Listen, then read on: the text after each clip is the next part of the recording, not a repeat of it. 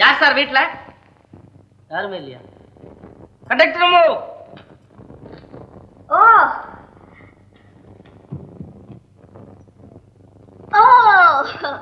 Manager போயிட்டாரு, driver வந்துட்டாரா?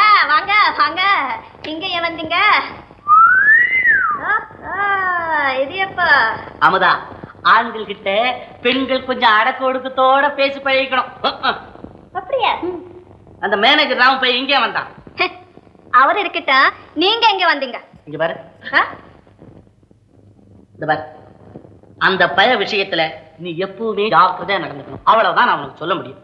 அது எனக்கு தெரியும். நீங்க போயிட்டு வாங்க. ஆகட்டுங்க. தம்பி, அம்மா, இந்த தம்பி யாரு? இவரு தானே நேத்து எங்க கம்பெனிக்கு டிரைவரா வந்தாரு. இன்னைக்கு எனக்கு புத்தி சொல்ல வந்துட்டாரு.